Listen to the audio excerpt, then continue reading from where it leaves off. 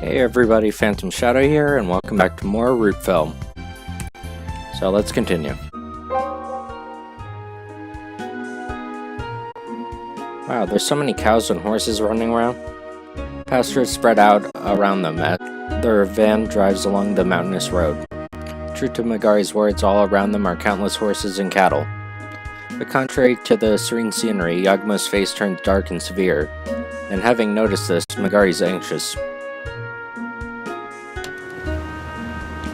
Eventually, their van pulls over in the parking lot that offers them a breathtaking view of the coast and a lungful of salty air. But further down the road, Yagumo could make out a familiar figure standing in the distance. Sakia?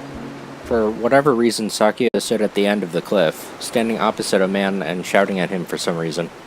As they approach the two, Yagumo hears her words traveling with the wind. Stay away from me. This is my only choice now. Calm down. Your sister's death isn't your fault. Your sister? Are they talking about Rio? What's this about her death not being Sakia's fault? What are they talking about? Yagumo approaches while straining his ears to listen as more pained words from Sakia reach him. No, it's my fault. If I hadn't told him where she was, and because of that, my sister died because of me. That man threatened you. You can't keep blaming yourself for that. Wait, don't do anything reckless. Sakia slowly steps back towards the edge of the cliff. At that moment, Sakia... Sakia freezes in place as a sudden intruder to their exchange. And Yagumo pulls her back from the edge of the cliff as hard as he can. Sakia falls back into a thicket from the force of being pulled. As she sits there, Yagumo shouts at her between ragged breaths. You, what were you thinking, you idiot? What was that just now? She rises to her feet and brushes off the dust and leaves, clinging to her dress, and then shouts back at him. What are you getting mixed up over, you stupid excuse for a brother? Huh? Funakoshi and me are just acting out a suspense drama. Acting out? A drama? Yeah, it'd be obvious if you thought about it for longer than 2 seconds. Wait, but... Sorry, sir. There seems to have been a misunderstanding. My apologies. You're Fukunoshi. I'm Ichiro Fukunoshi. Oh, I see. That's what happened. Yagumo felt all that energy drained from his body. Saying all that, he sinks to the floor. Even though we're outside. Anyway. I see. So you were her brother. Can't blame you for panicking then. My apologies, Director Yagumo. I just thought I'd see how the two of them handle dialogue. No, I just jumped to the wrong conclusions. I'm sorry.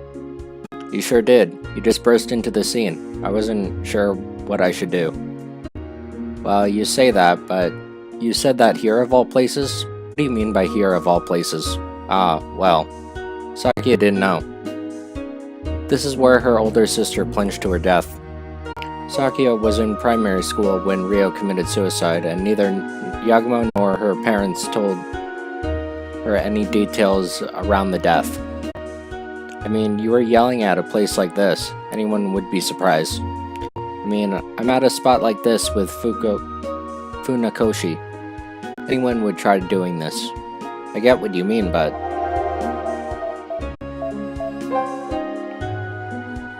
Sorry about earlier. I'm a director of the project, like Director Yamagishi. Megari and Kanade introduce themselves after Yagumo. He regards them with a pleasant smile and exchanges polite greetings. I heard rumors of you from Mr. Isagami. I've been paired with Director Yamagishi, but I hope you make a fine film too. We'll certainly do our best. It's an honor to hear the Emperor Suspense himself say that. I always see you on TV, but seeing you perform in person on that scene was the best. Well, when you think of precipice cliffs, I'm the first thing that comes to mind. seen many cliffs across Japan, but I can confidently say that this one is top class. Yeah. Really starting to feel some Gestaltsurfall settle in around the words precipice and cliff. Mr. Fukunoshi, you were part of the project 10 years ago too, right? Since there are people who didn't know about the pilot film around them, Yagumo tries to speak as casually as possible. He knew that his involvement with a pilot film could mean that Fukunoshi would pretend he didn't know anything, but surprised you know. Yes, I participated in it 10 years ago. He admitted it with a careless smile in a way that was almost anticlimactic. The director was pretty harsh, so I did my best to play the role at the time. So I was sad to see it get suspended. In that regard, I see this project as a second chance. I heard there were 3 films in total, so I was shocked to hear it was shelved. 3 films? No, I hear it was suspended after 2. The director, Akasawa, passed away suddenly when we were finishing up filming for the second film.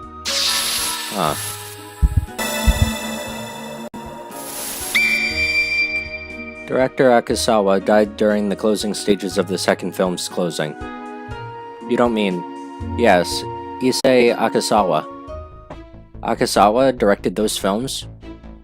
You mean the representative of Japan? The director that made the 7 or so Samurai and Be Cautious? That's the one. He was as great as the rumors said, but since he was old, he had a stroke in the middle of shooting. It was tragic. So after that... No, like I said, they were cancelled. That's where the filming was cancelled. The end of the second film was shot without the director, though. The staff disbanded after that. I see, so that's what happened. That means someone else shot the third film. So between that and the mail that dealt with Rio, I'm guessing it must have been Yugensai Kumashiro. But really, I never imagined they got someone as big as director Akasawa on the project 10 years ago. It was just a drama project, but they really put everything they had into it, huh? Yeah, the budget was very generous. They remade an entire building just so it can serve as a set. That doesn't happen too often. You mean the Capricious Hall? Right, that's what it was called. Well, that was just director's particular way of using the budget. One legend says that in one shoot, during his prime, he said he didn't like the way a mountain was shaped, and the next day it was flattened out. That man was like a giant. Well, since he was that great of a man, he must have started preparations for the third film ahead of time. That's what I heard. Apparently, the third film was supposed to be set here, on Nishinoshima, and he bought a villa just for that. Oh. I think I know what that ties into.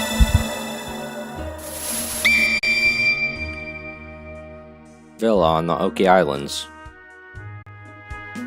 They said that in between filming for the second film, he had tried to come up with an idea in that villa.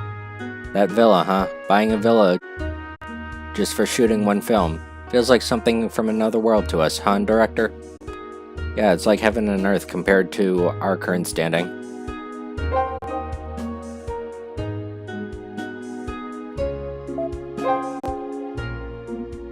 Can the two of us have a minute? Sakia informs Yamagishi and Funakoshi and takes Yagumo aside where no one can hear them. What is it? Well, what? Do you want something from me? Let me tell you, I'm completely broke right now. It's rare for you to ever actually have any money. That's not it.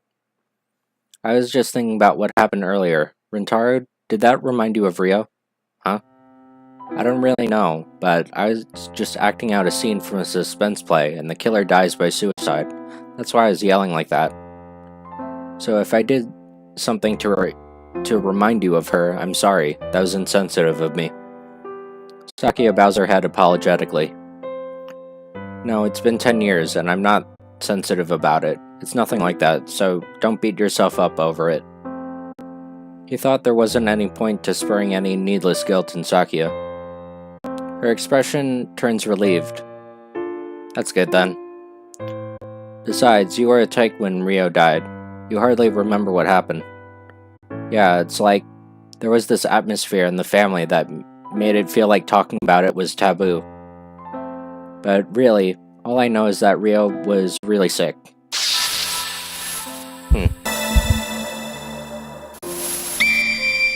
Rio was terribly ill. What the hell? I'd never heard of that.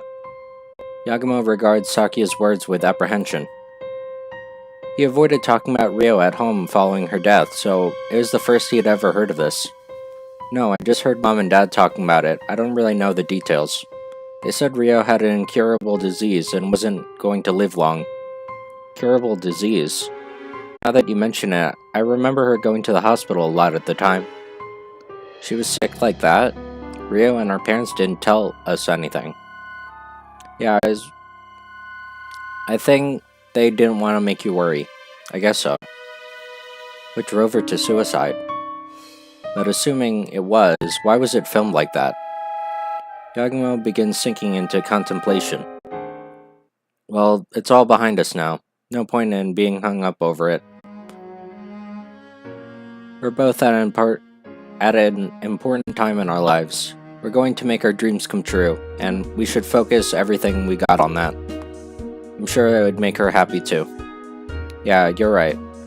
That's what I'm trying to do. Let's make the most out of this chance. So he says, despite the most hung up about the events of 10 years ago. With that contradiction in his heart, Yagumo returns to the group. So how's it going with Director Yamagishi? It's going great. It's my big chance, so I'm doing everything to make the best of it. Right, this project is a huge chance for both of us. We gotta put 110%, right? Yeah. Focus on it, huh? To do that, I gotta solve the mystery of what happened 10 years ago.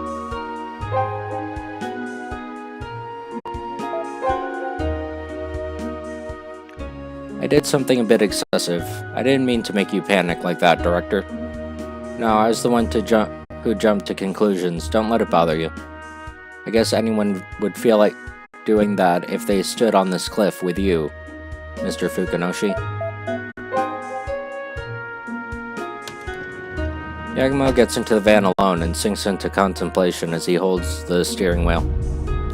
Director Akasawa has a villa around here. Wonder if it still exists. If it does, I might find a hint about the third film in there.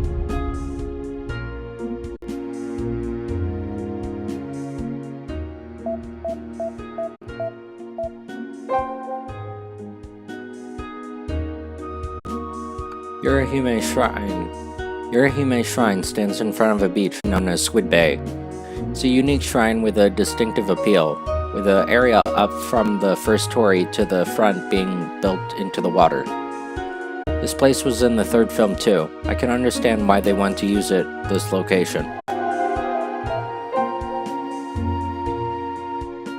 But look at the sea and this pretty forest all around us. It's a nice place. Wish I could see the sights around here a bit more normally, you know?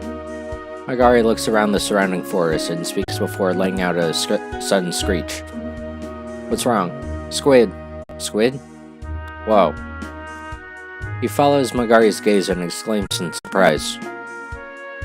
For whatever reason, ornaments modeled after 6 feet long squids were hanging from the trees here and there.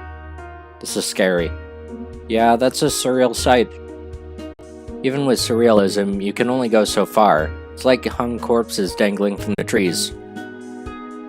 Legend speaks of how the goddess Yurahime dipped her hand into the water. The squids, overcome by her beauty, coiled around her hand. For that reason, decorations like these are put up around the shrine premises, but the sight is so surreal that the trio can't help but stare.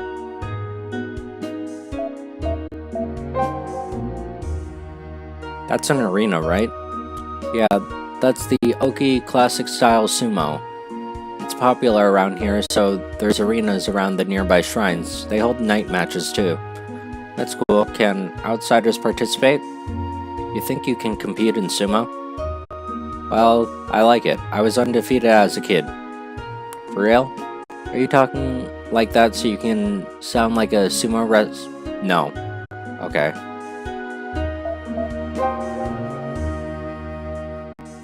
The front shrine is designated a tangible cultural property. The main shrine was built in what is called the Myosian style, and it stood solemnly, its color showing the many seasons it's endured. Feels like a temple that looks like this will grant you twice the blessings.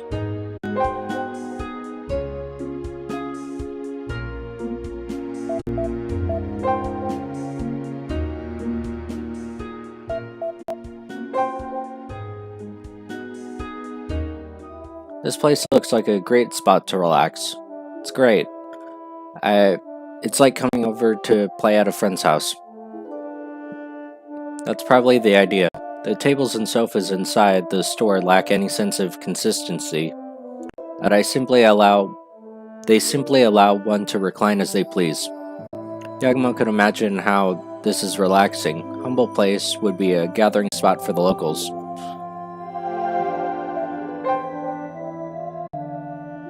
I like the atmosphere of the store.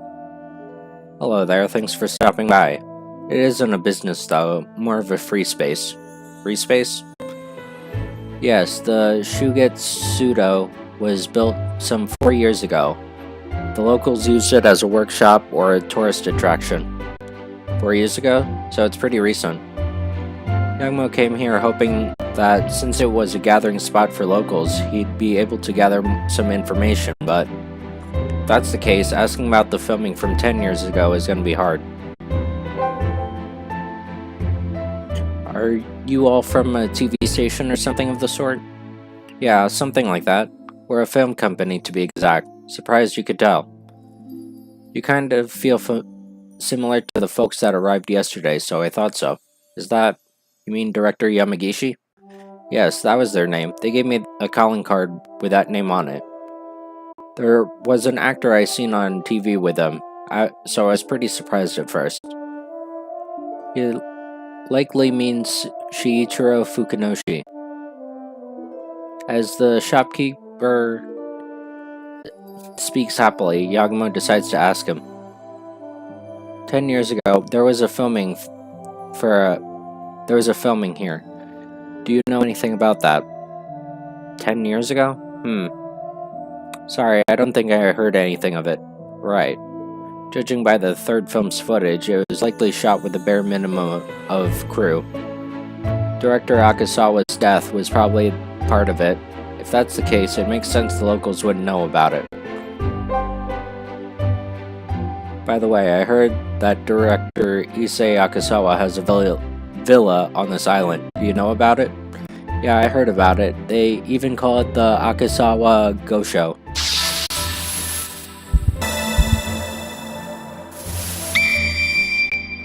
The villa is called the Akasawa Gosho. That's a pretty grand name.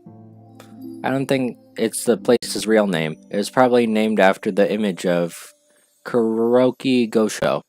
Oh.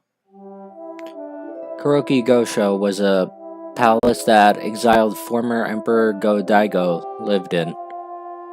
The palace remains are still here on the Oki Islands.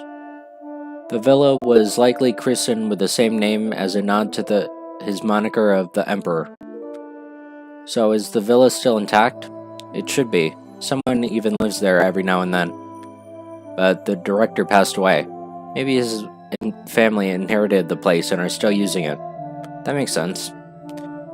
But if that's the case, the building should be mostly intact. There's some hint about the film from 10 years ago there. With that thought in mind, Yagumo swallows nervously and asks the shopkeeper, where exactly is the Akasawa Gosho? Do you happen to know? Not the exact spot, but I hear it's near Yorihime Shrine. Alright, thank you very much. You are a huge help. Don't mention it. The shopkeeper probably didn't understand why he was being thanked so ardently. He replies to Yagumo's words with gratitude and a confused glance.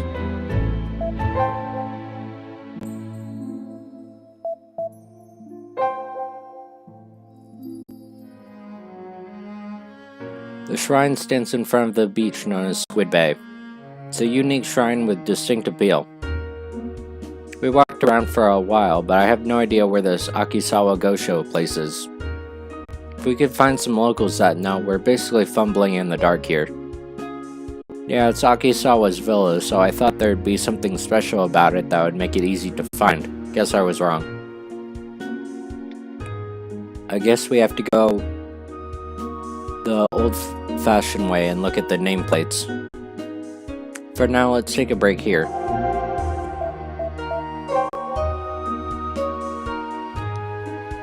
Kanade gazing excitedly at the arena set up for the sumo. He really does like sumo, huh? Maybe I should challenge him to a match or something. He's always carrying a camera, so his trunk's probably really developed. He might actually be hard to beat. Yagumo ponders this. Kanade looks back at him, visibly confused.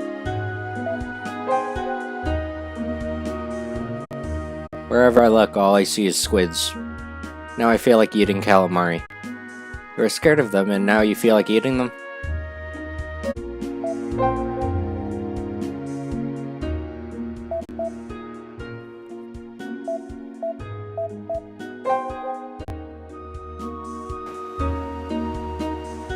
The group have a late lunch at the port. They relax under the pleasant sunlight and sea breeze. Man, that turban shell curry was delicious. I thought it'd smell like fish, but it turns out it smells fine and tastes great. I guess trying out new things is always important. Apparently, in the past, meat was hard to come by, so they had plenty of turban shells. It has a catchphrase. Makes sense on the island. So it takes a pretty unique common sense to eat turban shells like it's nothing. The trio talk enthusiastically about the curry. Suddenly, a voice speaks up behind them. You there, were you filming just now? They turn around and see a policeman looking at them. Well. The officer finds Yagumo's evasive tone suspicious. He approaches the trio, a severe gaze in his eyes. What is it? May I ask a few questions? The officer flashes his badge. It has a name. Urago Police Department Officer Yoshimasa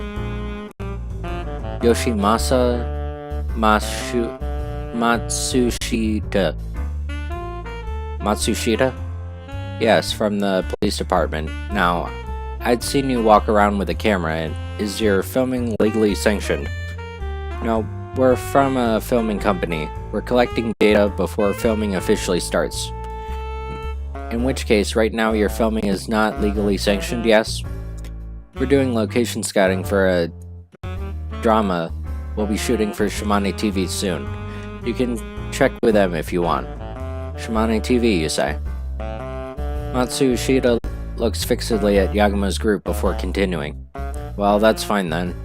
We just had trouble relating to filming recently. Make sure you get a permit if you're filming in the streets. Understood. We'll get a road closure permit when it's time to start. Good. Make sure you get permission when filming indoors too. No guerrilla filming. It'd cause trouble for the locals. Yes, of course. Nodding at Yagumo's response, he leaves. Once he's out of sight, Magari speaks. I always panic when cops get involved. Dealing with the police is the most troublesome part of filming, but when it's time for filming, we gotta get a public filming permit. Yagumo is about to finish his sentence, but trails off. Is something wrong? Road filming permit. Right, that's it. The third film. If it was shot on this island, they must have gotten a road closure permit from the police here. And they should have the name of the person in charge of the filming. Should be listed there. So that should tell us who was in charge of filming after Director Akisawa passed away. Exactly. Let's go, Magari. Kanade. Roger.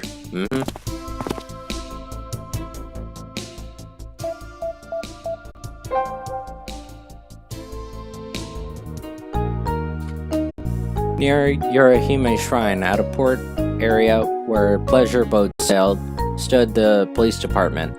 This department held jurisdiction over Nishinoshima with the guardship Yurikaze. They maintained peace on both land and sea. Yagumo and his group were currently inside the station arguing with the officer at the counter. I'm telling you, I just need to see the road closure permit records. Why can't you show me? Because we can't just let any civilian walk into a station see things like that. Why would you even need to see that? We're working on a film project for Shimane TV. A similar project was done here 10 years ago, and I want to know who is in charge of it. I'm asking you why you need to know that. Stop being absurd. If you're gonna insist any longer, I'll slap an obstruction justice charge on you. Yagumo is silenced by Matsushita's threat. But then Magari cuts into their exchange. Wait up, we're cooperating with a detective from the Shimane Prefectural Police. They're investigating a certain incident. Huh? Hey Magari, isn't that... Sorry, Director, I didn't want to do this, but we need to use Inspector Misawa's name here. He preferred not using Misawa's name for a personal errand like this one. Magari likely senses that and says this to Yagumo while bowing her head. She turns to face the officer. I'm telling the truth. We can't share the details, but the checking the road closure permit records is part of that investigation we're helping out with. Are you really assisting with an investigation? Really. If you think I'm lying, ask the inspector of the Shimane police. Go on, call him and check. Fine, Inspector Misawa of the Shimane Investigation Division, right? The officer begrudgingly picks up the phone receiver on his desk and starts dialing. He only exchanges a few words over the phone before turning back to them. Well, exactly like I told you, right? Inspector Misawa is on a day off. Couldn't confirm your story. Huh? I suppose I'd only be able to check tomorrow. Come again then. What is that geezer doing? Why is he taking days off when we need him? Yagumo and Magari were so enthusiastic that the disappointment hits them harder. And then Kanade speaks to Magari. Didn't you try calling his cell phone? Magari, did you try calling his cell phone? Huh? I mean, during that incident in Yonotsu, he gave you his phone number, right? Completely forgot. She takes out her phone and opens up the phone book. A ringtone plays on and on, but there's no sign of Misawa picking up. The three of them wait impatiently until eventually, the call connects with the sound of a phone's button being pushed. Hello, it's Magari. Why did it take you this long to pick up? Huh? You were playing Mahjong? I don't care about that. We need a favor. Yeah, so it's like that. No, please, we're begging you. You'll be saving our lives here. Apparently, he wasn't gonna say yes easily. Magari begs into the receiver repeatedly before eventually removing her ear from the phone and... Here, he's asking to speak with you. Magari hands him the smartphone. The talk's still connected. 30 minutes later, sitting on the station table are 5 road closure permit reports. Misawa convinced Matsushita to bring out all the reports submitted around the year 2010. Thank you, Magari Kanade. I owe you two. I'm an overachiever. But still, it's around 2 total years, but there's only 5 reports. I guess all those reports... I guess those are all of the reports. It looks like it will make it easier to find what we're looking for.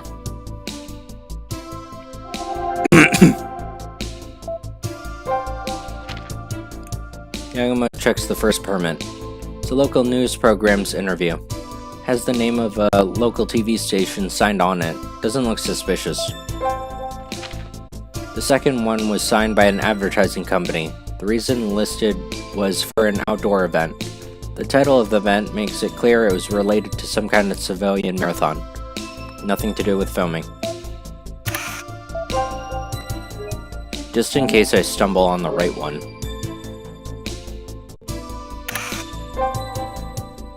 This permit... Wait, it's for a film!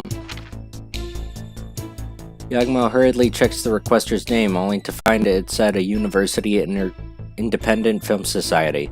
Oh, it's just some university film club. I don't think that has anything to do with that film. The fifth permit is signed with the name of the local news program Yagumo is familiar with. It's that evening show. I watch them often, but they're from a different station, so I doubt this is related.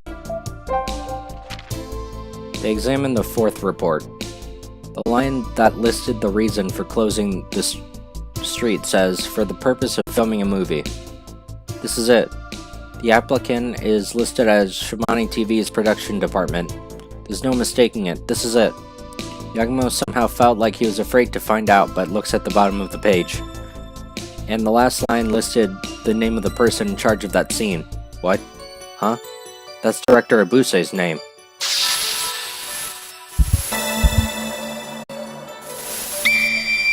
The road closure permit was signed with Director Abuse's name.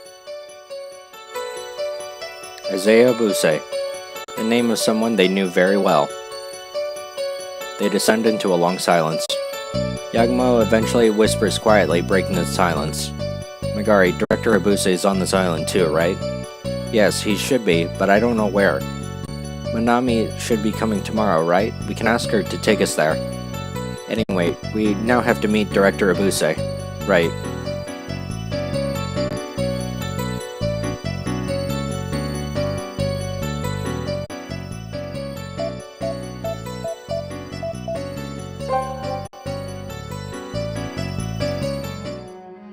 My throat's parched from all that walking. You can have this mineral water I bought earlier. Thanks, I'll have it. You too, Director. You might get heat stroke if you walk around so long without water. Thank you. Megari and Yagumo drink the bottle from Kanade's hands and lick the salt tablets. They've been going around the neighborhood looking for Akisawa Gosho, but they couldn't find it. Damn, wasn't this place supposed to be nearby? Was the information wrong?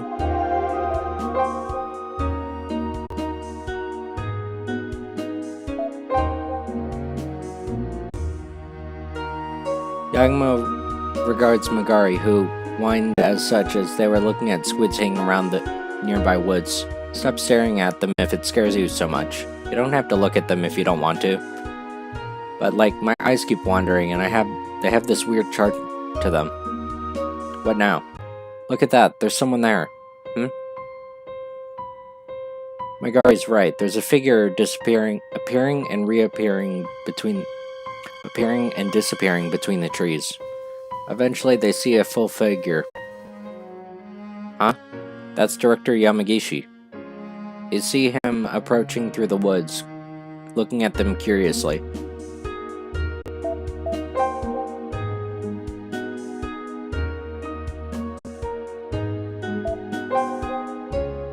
Director Yamagishi. Perhaps noticing them due to Megari's call, the director nods his head and approaches. Hey there, wait, are you alone?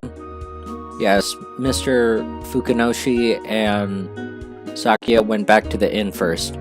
I have some errands to attend to, so I'm by myself right now. Really? Didn't expect to run into you here. My business was around here, and I was told there was an interesting shrine nearby, so I checked it out on my way back. Yagumo listens in on Megari and Yamagishi's exchange from the side. Yagumo speaks to Yamagishi, hoping to confirm something. Director, what kind of errand was that? I heard Director Abuse lives nearby, so I figured I should drop by and say hello. I was surprised to find out he seems to be living in the villa of Director Akasawa. You mean the place they call Akasawa Gosho? Yeah, that's what I heard. Apparently, Director Abuse bought it off after Director Akasawa passed away.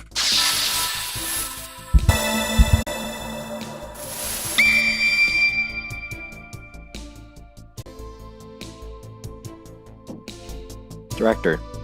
Yeah, makes sense we wouldn't find a nameplate that said Akasawa. Director Yamagishi, could you tell us where Akasawa Gosho is? I'd like to give my regards to Director Abuse too. Sure, I don't mind. A bit taken aback by Yagumo's impatient question, Yamagishi tells them the address. It was the first time I met Director Abuse, but he really had this particular aura to him. I know what you mean. It's kind of overwhelms me every time I meet him. Yeah, people who make works of that quality are very different.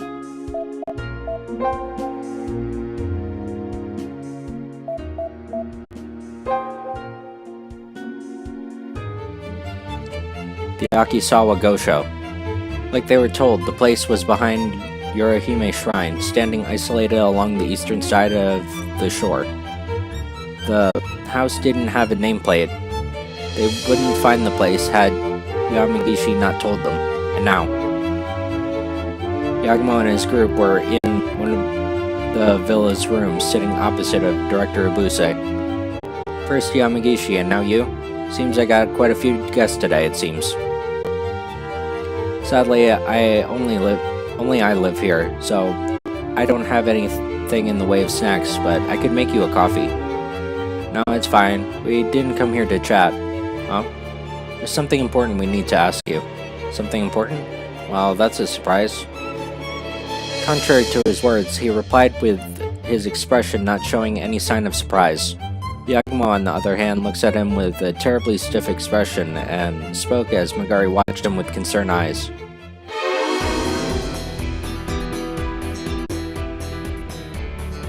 Director Abuse, there's something I need to ask you. Heading right to the chase, I see. Let's hear it. Go ahead. I'd like to ask you about 10 years ago.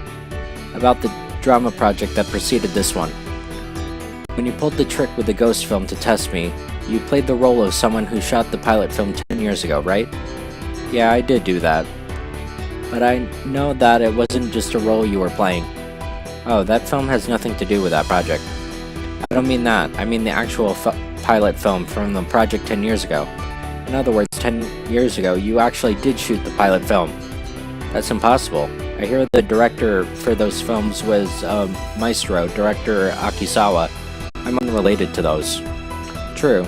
Director Akisawa was behind the megaphone for the first two films. The first two films? That's odd. You make it sound like as if there were films besides those two. The third film was brought in by Sakiko Ito. Director Akisawa planned to shoot the third film on the Oka Islands and bought a villa there for that purpose. Follow this? Yes, the third film exists. And that's because Director Akisawa bought this villa for the express purpose of filming it on Nishinoshima. The third film had to have existed if it was this far along into the concept level. How can you say that for sure, huh? There might have been a concept to make a film on this island, but it was only a concept. But just because a story concept existed doesn't mean that it was actually filmed. There's plenty of story concepts that were shelved out there, yes? Oh. The third film was brought in by Sakiko Ito. Yes, there was definitely another film. The third film was brought into Shimane TV by a man called Sakiko Ito. Huh? At the time, he was in charge of developing the film. He secretly brought in a copy of it to extort money out of Shimane TV. As a result, Shimane TV bought the film off him in secret and covered the whole story up. And the fact of the matter is, a third film existed. That's the first I've heard of this. It's hard to imagine that it happened. It's hard to believe it happened. In which case, that film is extremely precious and rare. It's a posthumous work by director Akisawa, after all. No, director Akisawa couldn't have filmed that movie because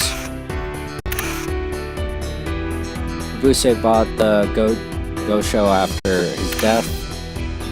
Director Akisawa died during the closing stages of the second film. He passed away during the closing stages of the second film. Ichiro Fukanoshi was there and confirms this.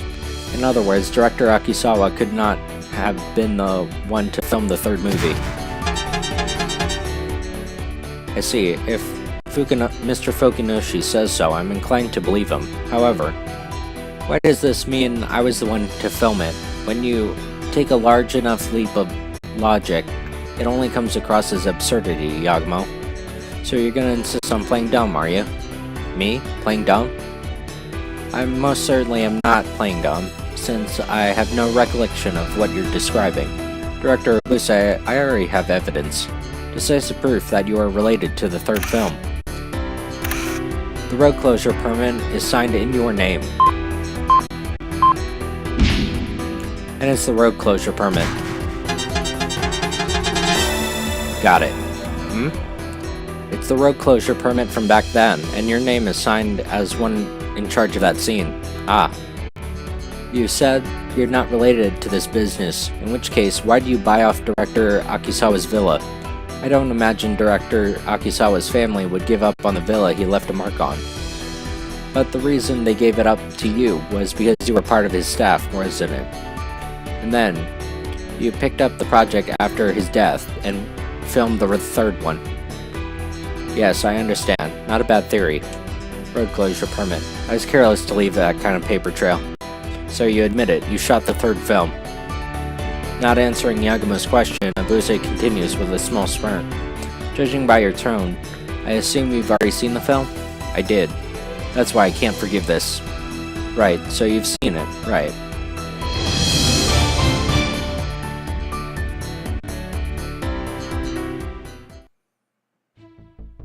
Fine then. That means my objective has been achieved. What objective? What do you make that film for?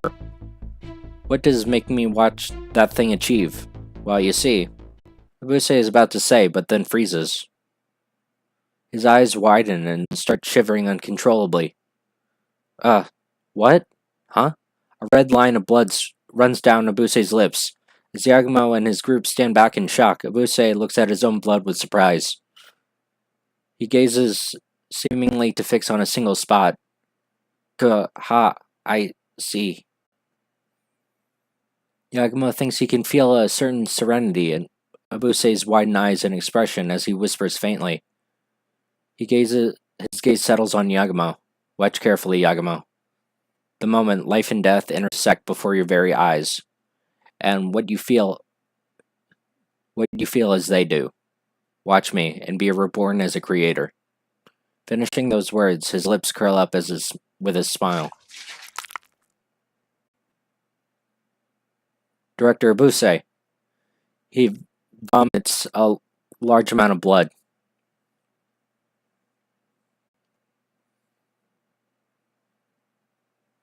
As he spits out a large amount of blood, eventually he sinks to his knees slowly while Yagumo and the others watch in shock. Yagumo Part 5, Chapter 5.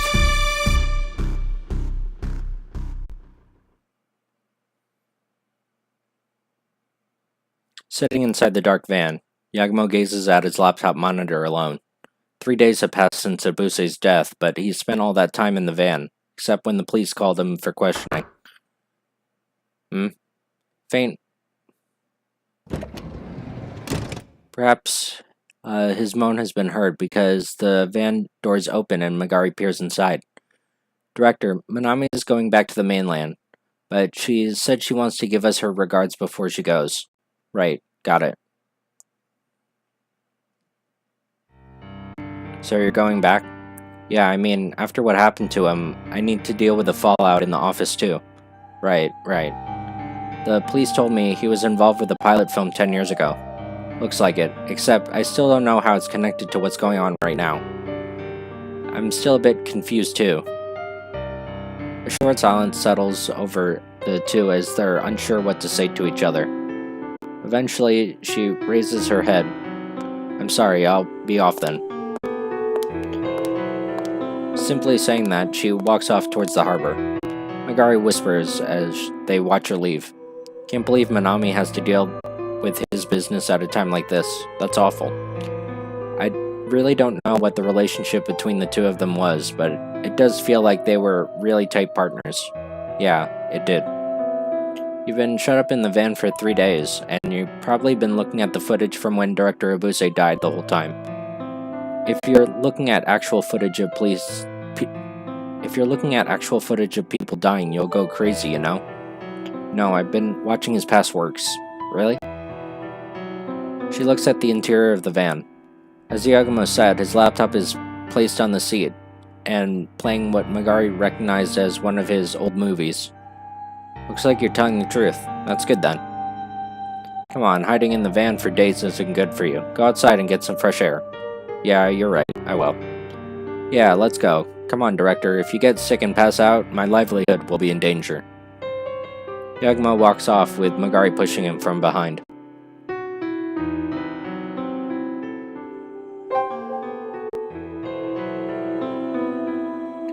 At the port, a familiar figure was waiting for the group. Him again? Hello, you've done well to find me. Thank you for looking for me so enthusiastically. No, we weren't really looking for you, and is that print on your t-shirt different too? What's with that print? It's like some weird map. What's the idea behind that? The final, climactic Baki Baki Shimani quiz. He ignored me. The Oki Islands are troubled by an overpopulation of a certain animal, which didn't naturally inhabit this place. Which animal is that? Monkeys? Rabbits? Raccoons? This one, I guess? Correct. It said a pair of raccoons were presented to a village mayor as a gift, which he went on to breed and overpopulate.